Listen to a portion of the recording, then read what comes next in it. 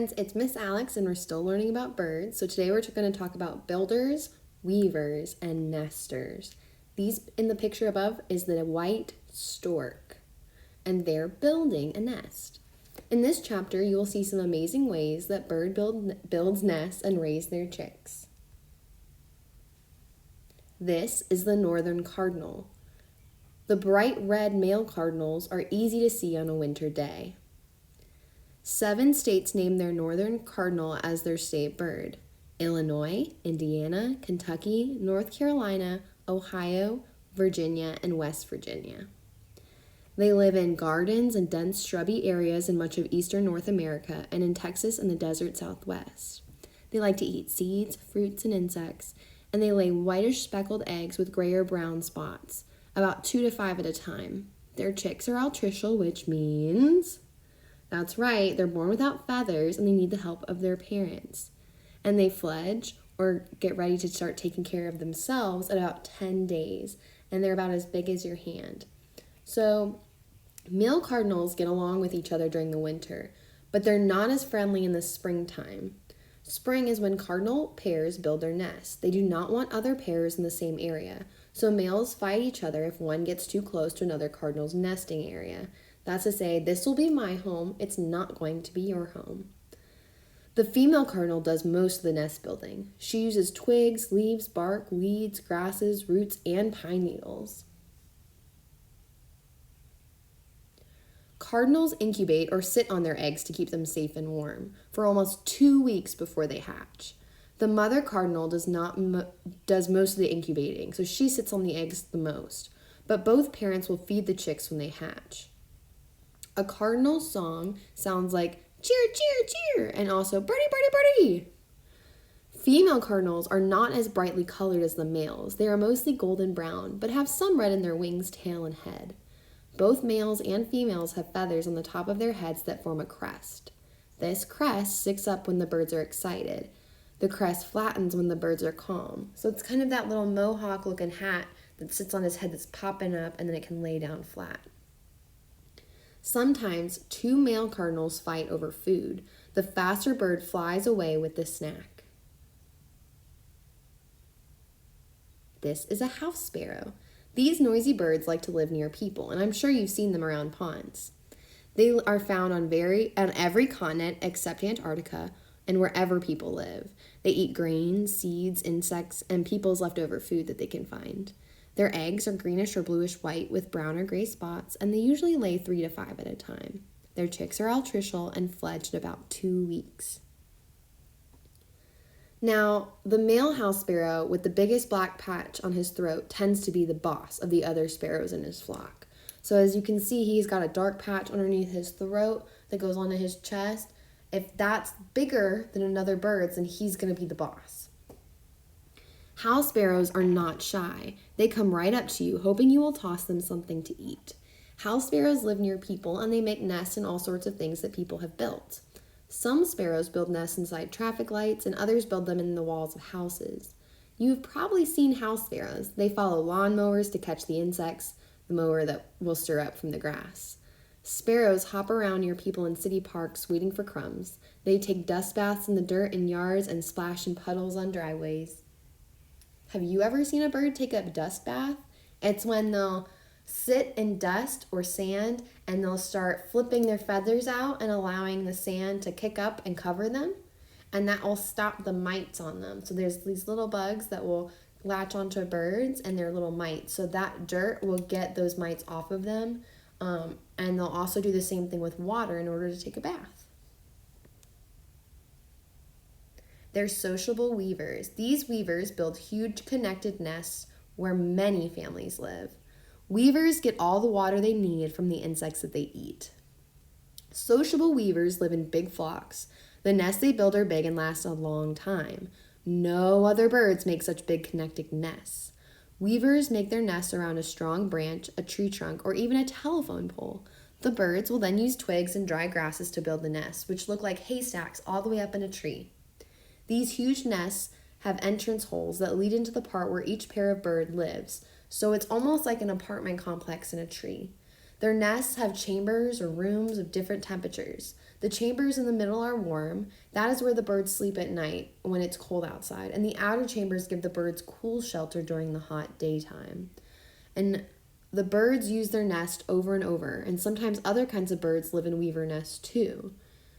Some sociable weaver nests have been used for 100 years. So imagine 100 square, and that's 100 years that nest will be used and kept being built onto. So they live in deserts and other dry areas in southern Africa. They eat mostly insects and other seeds, bark, and leaves. Their eggs are white with gray speckles, and they lay 2 to 6 at a time. The chicks are altricial and will fledge at about 20 to 24 days, and they're about as big as your hand. This is the Rufous hornero. These birds use mud to make big oven-shaped nests. They live in open areas in eastern parts of South America. They eat insects, spiders, seeds, and fruit, and their eggs are a dull white with lots of dark brown speckles, 3 or 4 to a time. Their chicks are altricial, which means that they are not born with feathers, and they need their mom and dad to care for them. And they'll fledge or start taking care of themselves at about 24 to 26 days, and they're a little bigger than your hand. The old-fashioned outdoor ovens looked a lot like the nest of a hornero. These birds are also called oven birds. It can take a male and a female pair months to build a nest where the female will lay her eggs. Horneros only use their nests once, but the nest lasts for years, so other kinds of birds use them when the horneros are finished, and then they will make another new home the next year for their nests. Rufous hornero nests can be seen on big tree branches, tree stumps, rocks, and even on telephone poles in people's houses. The mud that the birds use dries in the sun and becomes hard. Sometimes they mix in straw, grass, or hair to make the mud nest stronger, so they're basically making a clay. And when the sun dries it out, it's basically cooking the clay and setting it into place and holding it there. The nest entrance hole leads to a hallway, and at the end of the hall is the chamber where the female lays her eggs. The parents line that part of the nest with soft things like grass or leaves. Now, why do you think they would do that? Why would they want to put grass and leaves and other soft things where they would lay their eggs? That's right, to keep them warm, to keep them safe, so they don't break. And once they're born, they have somewhere soft to live. Now this is a hard word. This is the Vogelkop, bowerbird. The Vogelkop bowerbird. The male bowerbird uses decorations to attract a female mate so that they can lay eggs. Now, they live in mountain rainforests in New Guinea, and they eat fruit and insects, and their eggs are white, and they only lay one at a time. They're altricial and fledge at about 3 weeks, and they're bigger than your hand. Now, instead of beautiful feathers to make a female pay attention to him, the Vogelkop bowerbird makes a bower, or a sort of stage, where he puts on a show. First, he picks a small tree to use as the center of his bower. He makes a roof of stems that reach from the tree to the ground, and then he makes a carpet of moss in front of him. Now, in this picture, he's also put brightly colored berries. So this can show the female that he has food for the baby birds, and it's also a pretty color. The bowerbird decorates the area with flowers, insect wings, fruits, and other colorful or shiny things he finds in the forest. Each male has a different style of decorating. Red, blue, black, and orange are the Vogelkop bowerbird's favorite colors for this decorating. The female bowerbird makes a messy nest of sticks lined with leaves in a tree, and she can lay her eggs. The female takes care of her chick by herself. When a male bowerbird finishes his bower, he starts calling to females. He wants one to decide his is her favorite art gallery. A female visits several bowers, and when she decides which one she likes best, she picks that bowerbird to help raise her eggs. Now, if you were a bowerbird, what would you use to decorate your bower? Why don't you take a walk outside and see what you can find? Because it looks like they've found trash, they've found leaves, they've found cans and flowers, and even some fabric, it looks like. They said their favorite colors are red, blue, black, and orange. This is the barn swallow. Why do you think it's called the barn swallow? These swallows build nests of mud in buildings made by people, sometimes barns. And these birds swoop and twist and turn as they follow insects to catch them in the air. Before they were buildings made by humans, barn swallows made their nests in caves. Now, they live in open areas and countryside and near water across most of the world. They eat insects that they catch when they're flying. And their eggs are white with brown, lavender, and gray spots, and they'll lay 3 to 7 at a time. Their chicks are altricial and will fledge at about 3 or 4 weeks, and they're a little smaller than your hand. Now, the barn swallows collect mud too, and they'll collect it in their beaks and use it for their nest as well. The barn swallows almost always make their nests in places like barns, sheds, or bridges, and the male and female work together to build a nest. The birds collect mud from mud puddles or sides of streams, and sometimes they mix the mud with grass. Have you ever worked with a friend to build or make something? Have you ever used mud? Barn swallows build a flat platform first, and then they build up the sides of the nest. So they'll build the bottom, and then they'll build up.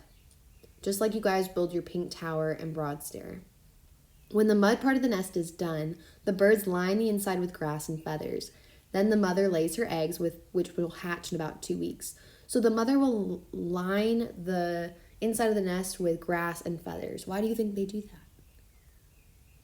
That's right, they do it to protect the eggs, keep them warm, and once they hatch, they have somewhere soft to live.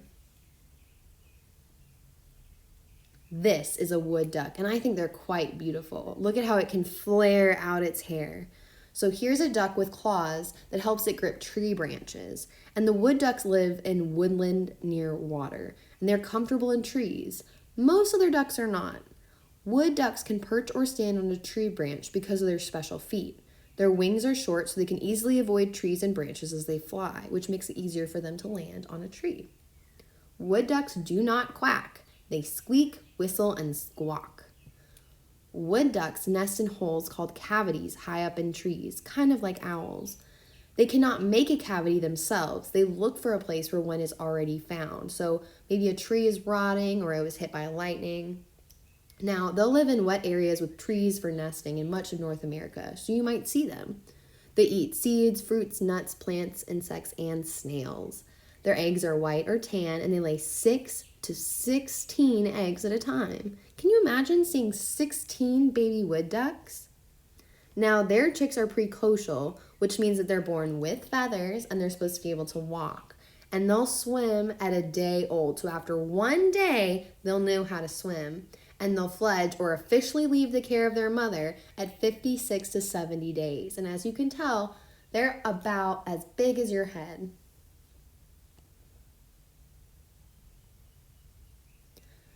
The female wood duck is not as colorful as the male. Her head does not have that bright green coloring. Her brown color helps her hide from any predators, animals that might hunt for ducks to eat, while she's taking care of her eggs and ducklings. So this not only keeps her safe, it keeps her babies safe. The mother duck lines a nest inside the cavity with soft feathers. She lays her eggs, and a day after the ducklings hatch, their mother calls them to leave the nest. The ducklings jump to her on the ground or water below. So as you can see, they kind of just leap out and follow their mom. So they're just supposed to trust and fall into the water or onto the ground. The ducklings do not get hurt. They are so fluffy and light that they bounce. If the nest is not over water, the mother leads her ducklings to a nearby creek or pond. People often make nest boxes for wood ducks to use, so maybe that's something you and your parents want to do. This is the bald eagle, and the bald eagle makes the biggest nest of any kind of bird. Now, the bald eagle is not really bald. It has feathers on its head, and the bald is an old word that used to mean white. If you could give the bald eagle a new name, what would you call it? They live in forests near lakes, rivers, marshes, and coasts in much of North America, and they eat mainly fish, but also other birds, other animals, and carrion, animals that are already dead.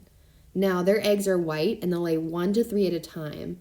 Their chicks are altricial, so they're born without feathers, and they'll be under the care of their parents, and they'll fledge at about 80 days. So they stay with their parents a longer amount of time.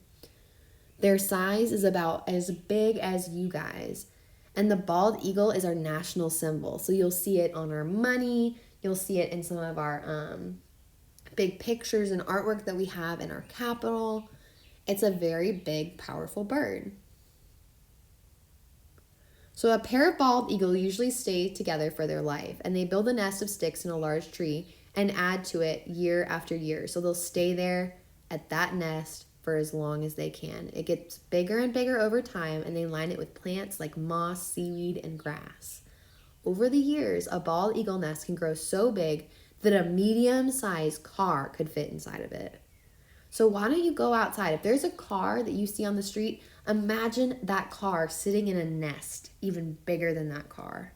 That's the size of a nest that could be found by a bald eagle in a tree. This is the Australian brush turkey. Where do you think it lives? The Australian brush turkey. Probably in Australia, in the brush. And this bird builds a nest that keeps its eggs warm. So they live in rainforests and dry, scrubby coastal areas in eastern Australia, and they eat insects, seeds, and fruit. They lay white eggs one at a time, and their chicks are super precocial, which means they probably move a lot faster and grow a lot quicker and are expected to be on their own a lot faster than other precocial birds that are born with feathers. And they're about half the size of you guys. Australian brush turkeys do not incubate their eggs by sitting on them. It is their special nest that keeps eggs the right temperature. The male brush turkey gathers a huge pile of dead leaves and other plant material he finds on the ground. He uses his big feet to rake the vegetation together and shape the mound. So he uses his toes, his talons, as a way to grab everything and scrape it back. And when the nest is finished, several female brush turkeys come by to lay eggs in that nest or mound. Then the male will cover up all the eggs to keep them warm. The nest will stay warm inside as the plant material begins to rot and makes heat. The sun will also help warm things up too. The Australian brush turkey is not related to real turkeys that we find in America or eat on Thanksgiving Day. They're a little different. The brush turkey is a kind of bird called a megapode. That word means large feet. The birds have very big feet. What do you think they need really big feet for? That's right, to rake the big nest that they need. There are two other megapods in Australia. They are the orange-footed scrub fowl and the malleefowl. Only the male takes care of the nest. He makes sure that it stays the right temperature. He feels the temperature inside by digging a small hole and sticking his beak into the mound. So kind of like a thermometer is what he uses his beak for. If the temperature gets too hot, he takes vegetation off, kind of making it more shallow to cool off the inside of the mound. But if the temperature gets too cold, he adds vegetation to create more heat. When the chicks hatch, they break out of their eggshells with their strong claws, and then the chicks scratch their way out of the mound. The chicks hatch ready to run around and look for food right away, so that's the super precocial. They have feathers when they hatch, and a few hours later, the chicks can fly. Can you imagine that? That's why they're called super precocial. They do not need their parents to take care of them. This is the common cuckoo. This sneaky bird lays her eggs in the nests of other birds. Kind of like a trickster. Kind of a bucket dipper. This is the cuckoo egg. It looks different in the nest from all the others. A bird that lays its egg in another bird's nest is called a brood parasite. Can you guys say brood parasite? Brood parasite. And that means that it's going to take materials from another family so that that family will raise their baby instead of them. A cuckoo gets other birds to raise her chicks. She sneaks an egg into another bird's nest and then another egg into another's nest, and so on. The sneaky cuckoo waits until parents leave their nest, and she swoops in and kicks out one of their eggs. She lays down her own in its place. Her egg looks a lot like the other eggs of birds that she tricks. The cuckoo egg usually hatches before the others, and as soon as it does, the cuckoo chick kicks out the other eggs. The birds that built the nest feed the cuckoo, and only the cuckoo. They do not even realize it's not their chick. But by the time the cuckoo is ready to fly away, it is bigger than the parents that fed it. So it's kind of the parents are kind of bucket dippers, and the baby's kind of a bucket dipper because it kicks out all the other eggs in order to get all the food for itself. Now, we don't do that at lunch. We make sure that we share all the food and that everyone gets one scoop. The cuckoo baby does not care. The cuckoo migrates south to Africa for the winter, and he returns to Europe in the spring. The cuckoo call sounds like its name, cuckoo, cuckoo. They live in forests and wetlands in much of Africa, Europe, and Asia. And they eat insects. They love caterpillars, worms, and spiders. Their eggs vary in color, and many may be spotted or solid. They'll lay up to 12 at a time, and they'll put each egg in a different nest. So that means that they've displaced 12 baby eggs already. So some birds have actually evolved to learn how to recognize what is their egg and what is not. And they'll actually kick the cuckoo bird's egg out of their nest in order to protect their eggs. So that's something that they've learned to do. They're trying not to get tricked. So I hope that you guys loved this building and nesting chapter of our book. It had lots of information. So if you have any questions, you can always reach out and ask me. I hope that you guys are enjoying these, and I cannot wait for you guys to see our next coloring page and our next chapter.